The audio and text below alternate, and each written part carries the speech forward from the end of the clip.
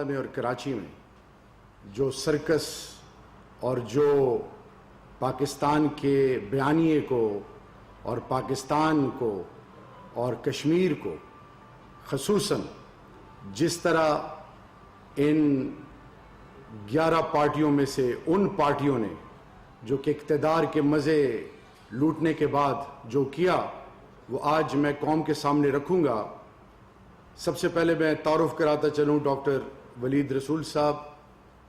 ہی از اے P H D scholar اور ان کا تعلق الیگل انڈین آکوپائڈ کشمیر سے ہے اور یہ انہوں نے اپنی زندگی وقف کی ہے اکیڈیمیا کے لیے.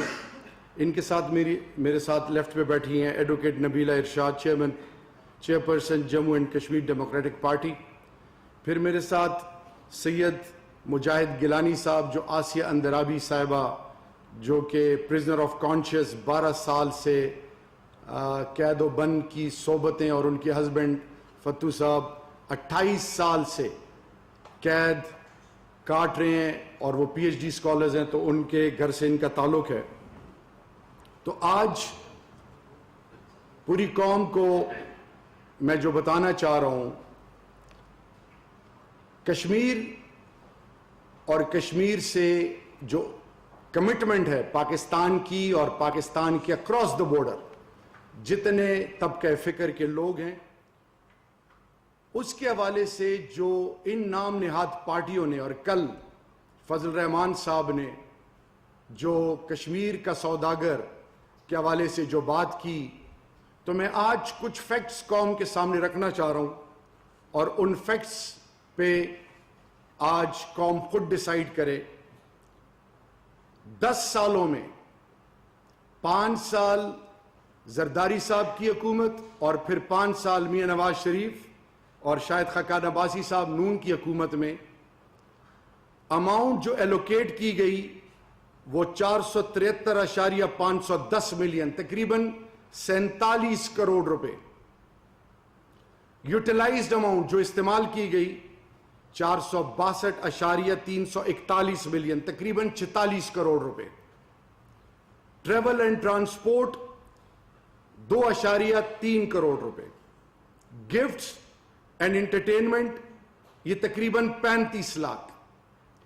پورے 10 سالوں میں میٹنگز جو انہوں نے کی کشمیر کمیٹی کی وہ 24 ہیں.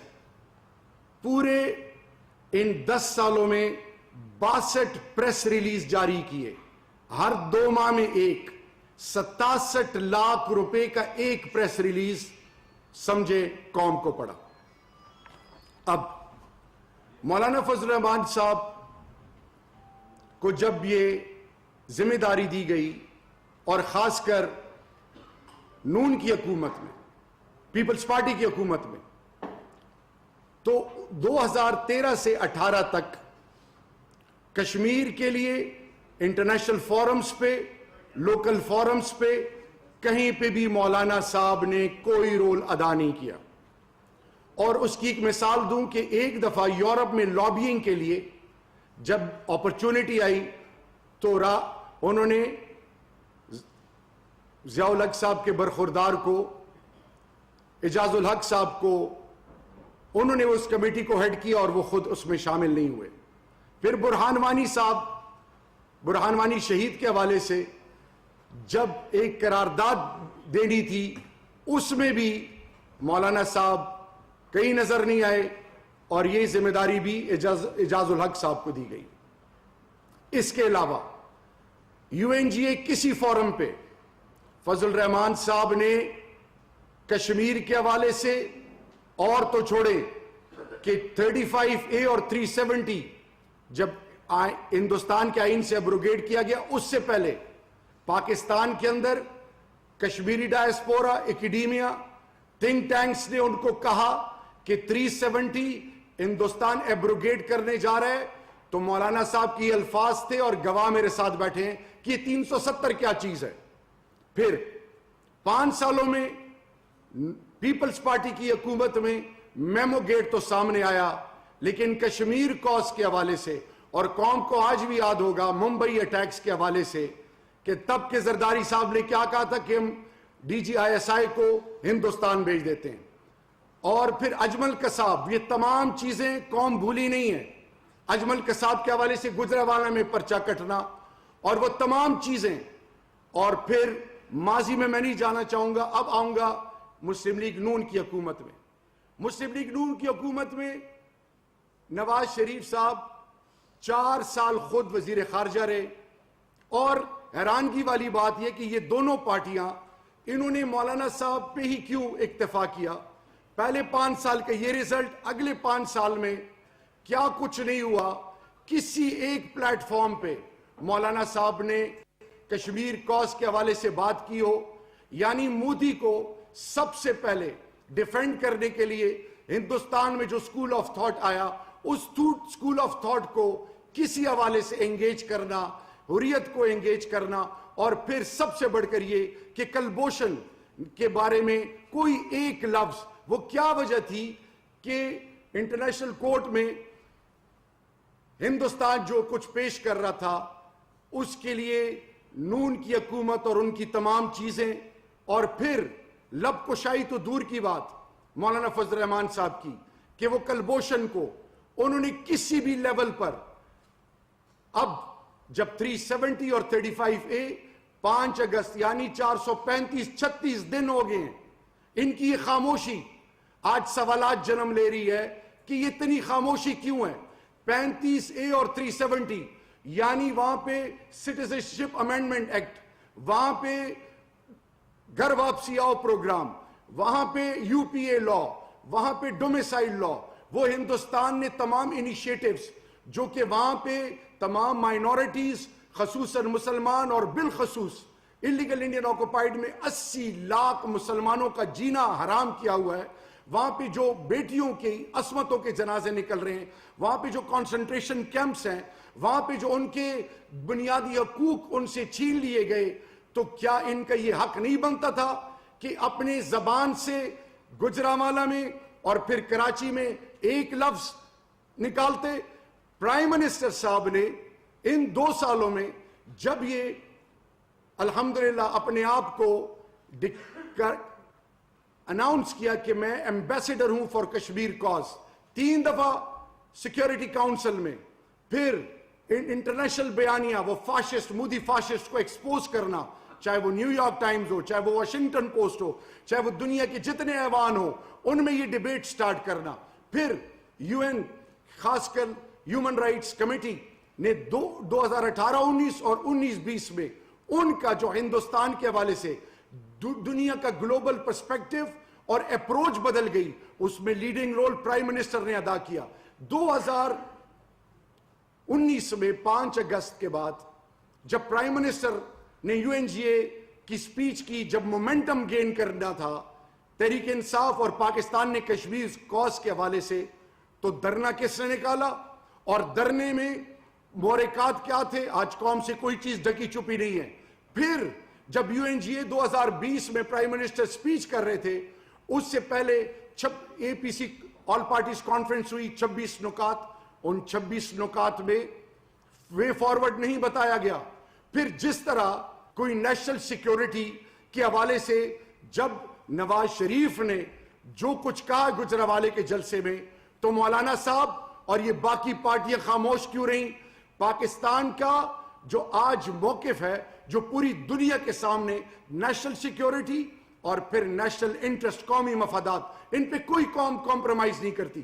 سوال یہ ہے کہ ہندوستان کا اگر کوئی 3 دفعہ وزیر اعظم رہا ہو اور وہ اس طرح ہندوستان کے اندر ہندوستان کو یہ کہے کہ تمہارے آرمی چیف کو وہ چیلنج کرے اور ان کو تمام چیزوں کا مورد الزام ٹھہرائے، اور ساتھ ہی ساتھ وہ ہندوستان میں پاکستان کے وزیر اعظم کی تعریف کرے، تو ہندوستان کے میڈیا کا کیا اور ہندوستان کے think tanks, retired serving journals اور وہ تمام لوگوں کی کیا اپروچ ہوگی؟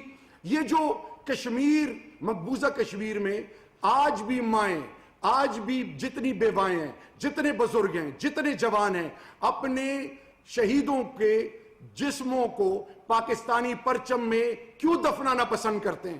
آج آپ ان کے بیانیے پہ جو چل رہے ہیں، آپ کا عمران خان کے ساتھ یا تحریک انصاف کے ساتھ کوئی ذاتی رنجش اختلاف ہے تو وہ تو اپنی جگہ، لیکن سٹیٹ انسٹیٹیوشنز کو چیلنج کرنا اور پھر عوام کو اس نہج پہ پہنچانا. اور جو ابھی ریسنٹلی ہم نے دیکھا جو مزار قائد پہ ہوا, مزار قائد پہ قائد جو وہاں پہ مزار قائد کی جو بے حرمتی کی گئی, وہاں کے آرڈیننس آرٹیکل نہ آرڈیننس کلاس 6 کہ کوئی بھی پولیٹیکل ایکٹیویسٹ نہیں ہو سکتی, اور کلاس 9 کہ اس ایکٹ میں ان کو اریسٹ بھی کیا جا سکتا ہے. اور میں یہ بتانا چاہوں گا کہ قانون, supremacy of law, rule of law سے کوئی بڑھ کر نہیں ہے. Whosoever violates law, he or she needs to be penalized. ان کو مثال بنانا چاہیے. میں آج پاکستانی قوم کو یہ بتانا چاہ رہا ہوں کہ کشمیر کاز پہ نہ کبھی کوئی کمپرومائز کر سکتا ہے اور نہ کوئی اس کا سوچ سکتا ہے. کشمیر کے بارے میں جگلر وین شہرگ کس نے کہا تھا؟ Father of the nation. آج عمران خان اور پوری قوم اور خاص کر civil military, we are united اور we are on one page, and sole objective is کہ کشمیر کاز پہ نہ کبھی سودے بازی ہوگی, نہ کوئی اس پہ کوئی ذرا بر بھی کمپرومائز کر سکتا ہے. میں آج قوم کو یہ بتانا چاہ رہا ہوں کہ یہ جو سیاسی جادوگر اور یہ مداری جو آج نکلے ہیں اور یہ اپنے نوٹ کو عزت دو کو پروموٹ کر رہے ہیں, یہ مارچ میں سینٹ کے الیکشنز آ رہے ہیں, اس کے علاوہ یہ جو بیانیہ ان کا خاص کر افواج پاکستان اور وہ جوان جو میرے بارڈر پہ کھڑے ہیں ان کو اگر ڈیمورلائز کرنے کے لیے ہے تو قوم ایک پیج پہ ہے. اور پھر یہ ساتھ ہی ساتھ مقبوضہ کشمیر میں ان ماؤں کو, ان بزرگوں کو, ان جوانوں کو, ان ماؤں بہنوں کو, اور خاص کر وہ جوان جو کانسنٹریشن کیمپس میں, جو 5 سال سے لے کر 35 سال کی عمر میں ان کانسنٹریشن کیمپس میں جن کی دماغوں پر کام ہو رہا ہے, اور آج ہائی بریڈ وار ہے, 5th جنریشن وار ہے, جو مذہب اور مسلک کے نام پہ اور فالٹ لائنز پہ. اور ساتھ ہی ساتھ آج محسن داوڑ صاحب کل رات کو بیٹھے تھے, میں نے ٹویٹ کی شاید کہ مجھے اس کا جواب ملتا کہ نقیب اللہ محسود شہید کی شہادت کے بعد راؤ انوار کے خلاف پی ٹی ایم بنی تھی, کل تو ساتھ بیٹھے تھے, وہ لاڈلا بیٹا اور وہ تمام چیزیں کیا وہ ڈسکس ہوئی؟ کل کو قوم کو بتانا چاہیے تھا. پھر وہ محترمہ بے نظیر صاحبہ کی کریکٹر ایسیسینیشن, پھر مولانا فضل الرحمان صاحب کے والد صاحب کو, مفتی محمود صاحب کو, جو میرے بزرگ جن کی دل اور جان سے ہم سب احترام کرتے ہیں, ان کے ساتھ پیپلز پارٹی نے کیا ان کو گھسیٹا نہیں تھا؟ پھر یہ وہ تمام قوتیں جو کل ایک سٹیج پہ تھی, کل ایک دوسرے کو دشمن قرار دے رہے تھے. تو آج میرا سوال قوم سے یہ ہے کہ ان کی اصل چہرے, ان کی تمام کرتوت اور ان کا مین مقصد صرف اقتدار ہے. آج جب اقتدار ان کے ہاتھ میں نہیں ہے تو ان کے سامنے پاکستان, مقبوضہ کشمیر, پاکستان کے مفادات, پاکستان کی نیشنل سیکیورٹی, پاکستان کا مستقبل, کچھ بھی ان کے لیے کوئی معنی نہیں رکھتا. ان کی ایک ہی چیز ہے ذہن میں, وہ کیا ہے کہ ایک اپنے کسی طریقے سے پریشرائز کریں کہ این آر او, جو کہ انشاءاللہ باذن اللہ ان کو نہیں ملے گا. نمبر 2 کہ کسی طریقے سے یہ کوشش کریں کہ سینٹ کے الیکشن سے پہلے یہ ان اداروں کو کمپرومائز یا پریشر میں ڈالنے کی کوشش کریں جو ماضی میں وتیرہ رہا. اور 3rd اینڈ موسٹ امپورٹنٹ, یہ جو نوٹ بچاؤ, یہ عزت, ووٹ کو عزت دو نہیں, نوٹ کو عزت دو, کیونکہ جو لوٹ مار انہوں نے کی ہے اس قوم کو, جس نہج پہ ان ظالموں نے پہنچایا ہے, ان کو انشاءاللہ باذن اللہ قوم دیکھے گی. عبرت, کیونکہ پرائم منسٹر اور ہمارا مین مقصد اقتدار نہیں ہے. جو رب نے لکھ دیا اس سے زیادہ ہمیں کوئی دے نہیں سکتا, اور جو نہیں لکھا اس سے کم یا زیادہ ہمارے لیے کوئی کر نہیں سکتا. تو ابھی میں ریکویسٹ کروں گا ڈاکٹر ولید صاحب سے کہ وہ اپنے اس بارے میں جو بھی ان کا انپٹ ہے وہ قوم کے سامنے شیئر کریں. گزشتہ روز اپوزیشن رہنماؤں نے کراچی میں کشمیر پر سیاست چمکائی. ان لوگوں نے اپنے ادوار میں کشمیر میں ہونے والے مظالم پر مجرمانہ خاموشی اختیار کیے رکھی.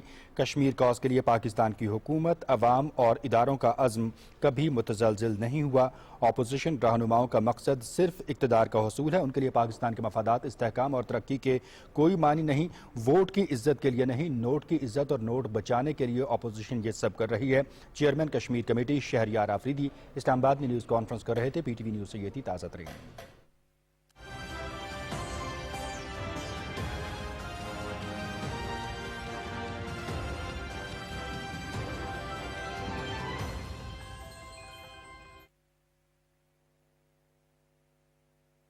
لڑکے کو بہت اس بارے میں چڑھاؤ دیا جاتا ہے، مگر جب شادی کا ایک معاملہ طے ہوتا ہے تو اس میں سب سے پہلے جو دیکھتے ہیں معاملات کو، اس میں یہی دیکھا جاتا ہے کہ کیا لڑکی والے اس قابل ہیں.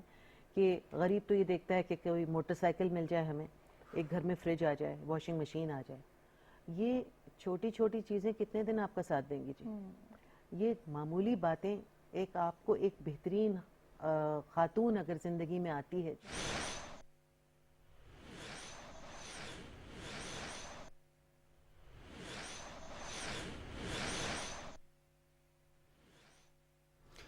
چیئرمین کشمیر کمیٹی شہریار آفریدی اس وقت کشمیری رہنماؤں کے ساتھ اسلام آباد میں نیوز کانفرنس کر رہے ہیں. آئیے آپ کو ایک بار پھر لیا چلتے ہیں. UNGC یا UN سیکیورٹی کونسل میں آلریڈی 3 دفعہ مسئلہ کشمیر اٹھا، جب 35 اور 370 سکریپ ہوا، اور سیکیورٹی کونسل میں 3 دفعہ مسئلہ کشمیر اٹھا. اور ہم کیسے باقی ایریاز میں مسئلہ کشمیر کو، ہمارے پاس کیا وہ سارے حل ہیں جو ہم اکیڈمکلی اور ریسرچ طور ایکسپلور کریں اور پھر اس کو سٹیٹ پٹ کریں انٹرنیشنل آرڈر میں. یہ اصل چیز تھا جو ہمیں آج سے پہلے کرنا چاہیے، اور یہ آج اب ہو رہا ہے. تو یہ آپ کی چیزیں سامنے ہیں. تو اس چیز سے مقبوضہ کشمیر کی عوام کو تکلیف ہو رہی ہے کہ جب ایک چیز کو جس کو زیادہ سپورٹ چاہیے تھا اور سبوں کا سپورٹ چاہیے تھا اور ہر کسی پولیٹیکل گروپ تھاٹ اور اینی تھنگ کا سپورٹ چاہیے تھا، اس وقت کشمیر کو اور اپنی سیاسی انٹرسٹ کے لیے خراب کیا جا رہا ہے. اور اس کا کیا ہے کہ وہی نیریٹو اگر آپ انڈین کی جو ٹاپ بکس فارن آتھرز نے لکھی ہے، particularly Kashmir conflict by Alastair Lamb اور سنیڈن کرسٹوفر، اور اس کے بعد جو سب سے بڑی بک ہے مارک ڈیوس کی، کہ انڈین نیریٹو اور اس نیریٹو میں کیا فرق ہے جو کشمیر کے لبادے میں، سپورٹ کے لبادے میں اسی آرگومنٹ کو آگے بڑھایا جا رہا ہے. یہ چونکہ آپ سب یہاں جانتے ہیں کہ جب تک نہ سٹیبل اور سٹرانگ گورنمنٹ جس کو کم سے کم یہ دلچسپی ہو کہ ہم کیسے رستہ بنائے اس کمپلیکسٹیز میں انٹرنیشنل آرڈر کو انٹرنیشنل آرڈر کو اپنے حق میں کرنے کے لیے، تب تک ہمیں آگے چیزیں نہیں بڑھے گی. اور میں سمجھتا ہوں کہ پہلی دفعہ، کیونکہ ظاہر ہے پہلی دفعہ اس کی شروعات ہوئی ہے کہ جہاں سے ہمیں رستہ نکلے گا، اور وہ ہے تھنکر سے، وہ ہے آپ. ایک میڈیا ایک بذات خود ایک محاذ ہے، اس میں بذات خود میں ریکویسٹ کروں گا جی یہاں کے سٹیک ہولڈرز کو، اس محاذ کو، میڈیا کے محاذ کو، internationally media makes and breaks the conflict. یہ میڈیا ہے جو ڈسکورس بناتا ہے اور ڈائلیما کو ڈیزالو کرتا ہے، ادروائز کانفلکٹ میں ہمارا کوئی رول نہیں بناتا ہے. اور اسی لیے کہا جا رہا ہے کہ media is a front line soldier. Media بتاتا ہے وار کیسے چلا، اور پھر اس کے بعد جو ہے وہ باقی اداروں کا کام آتا ہے. تو میں شارٹ اپنی جو ہے وہ بات کر کے کہ ہمیں اس وقت پولیٹیکل سٹیبلٹی چاہیے، ورنہ وہ جو کر رہا ہے، وہ جو اس کی ہیجمونک ڈیزائنز ہے، that is powered by ارتھ شاسترا، چانکیا نیتی، جو وہ پالیٹکس ہے، اور وہ جو ہیجمنی ہے اس کو ہم اکٹھے چلا سکتے ہیں اور سپلٹ ہو کے نہیں. میں اسی پہ اپنا جو ہے وہ کنکلوڈ کرتا ہوں. اللہ حافظ. ابھی میں ریکویسٹ کروں گا ایڈوکیٹ نبیلہ ارشاد صاحبہ، chairperson Jammu and Kashmir Democratic party. بسم اللہ الرحمن الرحیم. میں سب سے پہلے آج شکریہ ادا کرتی ہوں چیئرمین کشمیر کمیٹی جناب شہریار آفریدی صاحب کا اور آپ تمام میڈیا حضرات کا کہ آپ نے ہمیں یہاں بلایا اور ہمیں موقع دیا کہ ہم کشمیر کی بات آپ کے سامنے رکھ سکیں. ہمارا چونکہ 19 جولائی کو غازی ملت سردار محمد ابراہیم خان صاحب کی قیادت میں سری نگر میں پاکستان بننے سے 25 دن پہلے ہم نے کشمیر کا جو الحاق تھا، یہ کشمیریوں کا جو مستقبل تھا وہ پاکستان کے ساتھ وابستہ کیا تھا، اور ہم نے اس پاکستان کے ساتھ کشمیر کا مستقبل وابستہ کیا تھا جو کشمیر قائد اعظم محمد علی جناح کا پاکستان تھا. اور اس پاکستان کے اندر کشمیریوں کی حق خود ارادیت کا بہت ہی واسٹ ایک موجود تھا اسپیس.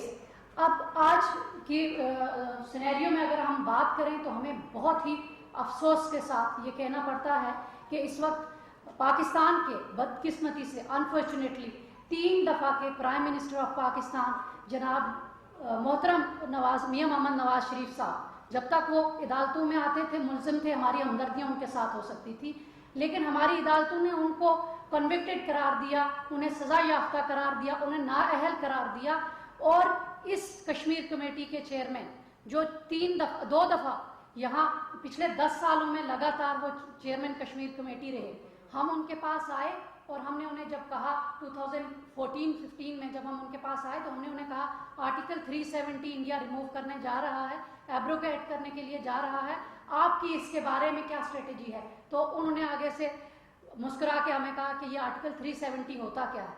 तो उस वक्त वहाँ वकला आए थे मकबूजा कश्मीर से, उन्होंने अपने गूगल से टेलीफोन से निकाल के उनको दिखाया कि ये आर्टिकल 370 है जिसको हिंदुस्तान एब्रोगेट करके कश्मीर का जो स्पेशल स्टेटस है उसको चेंज करने के लिए जा रहा है, इसके बारे में आप क्या कहते हैं। तो फिर उन्होंने कहा हम 3 दिन के बाद आप हमारे साथ मिलें, हम आपको बताएंगे। हम 3 दिन के बाद फिर जब उनके पास गए तो उन्होंने कहा कि मुझे मेरे स्टाफ ने कुछ दिया ही नहीं 370 के हवाले से। ये तो संजीदगी थी उस वक्त कि ये जो चेयरमैन कश्मीर कमेटी साहब थे, और आज ये कश्मीर का दर्द उनको आ गया। हमें बहुत अफसोस है, मैं बीइंग कश्मीरी आज कश्मीरी पाकिस्तानी ये बात करना चाह रही हूँ कि जो चेयरमैन कश्मीर कमेटी साहब, मुस्लिम लीग नून, पाकिस्तान पीपल्स पार्टी की वो हुकूमतें जिन्होंने आर्टिकल 370 जब एब्रोगेट हुआ था, ये गुजरांवाला का जलसा कश्मीरियों की हमायत में होना चाहिए था, ये कराची का जलसा कश्मीरियों की हमायत में होना चाहिए था, कश्मीरियों के हक़ खुदरादियत के लिए होना चाहिए था।